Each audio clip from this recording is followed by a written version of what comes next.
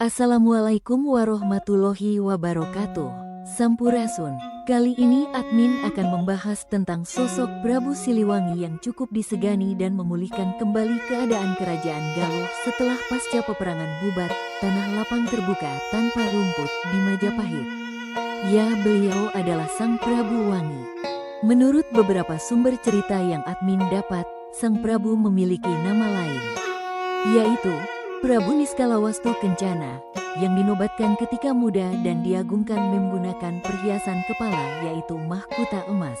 Beliau juga disebut dengan Prabu Boros Ngora karena usianya yang sangat muda. Namun ilmu pengetahuan agama dan tata negara beliau cukup mumpuni berkat asuhan sang paman, yaitu Prabu Bunisora, ngeraja Resi dengan Tapamanusunya. Sang Prabu muda bukan tidak membalaskan kematian dari sang ayahandanya.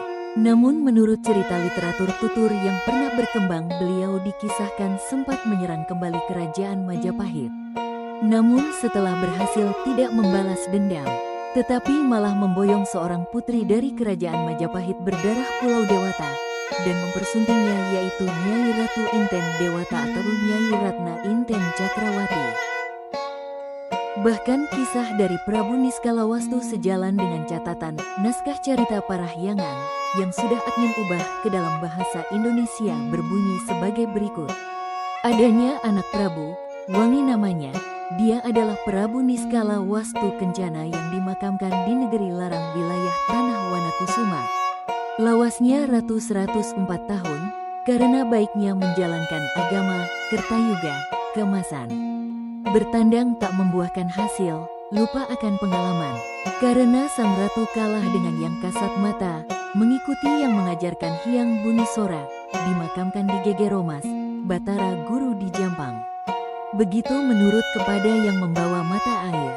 Batara Guru di Jampang mah, dialah yang membuat perhiasan kepala sang Hyang pakai.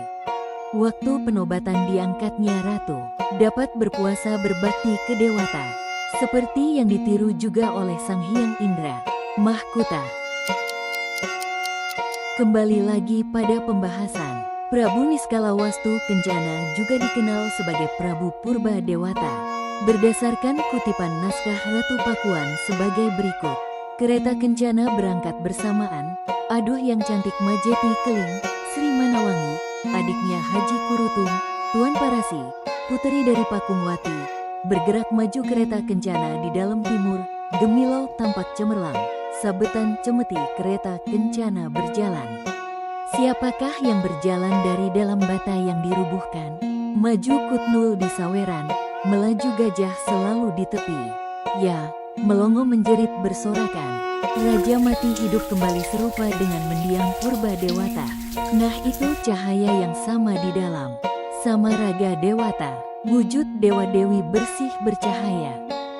Dari kutipan beberapa naskah dan cerita literasi yang pernah berkembang di Sumedang, Dharmaraja Prabu Niskalawastu Kencana berjulukan juga sebagai Prabu Purba Dewata yang beristrikan Nyai Ratna Inten Cakrawati.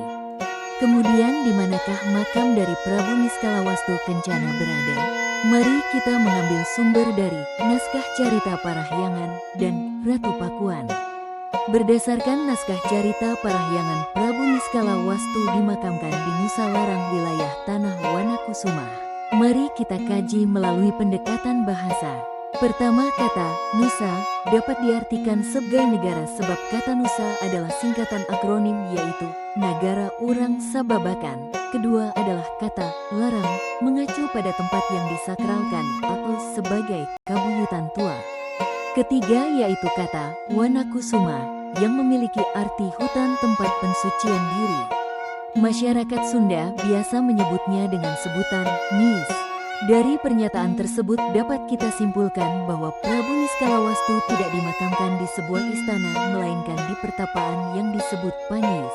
Prabu Niskalawastu dimakamkan di Gunung Panis di Kusumah, yaitu wilayah Sumedang Dharmaraja yang terdapat makam dari Prabu Purba Dewata atau Prabu Niskalawastu Kencana.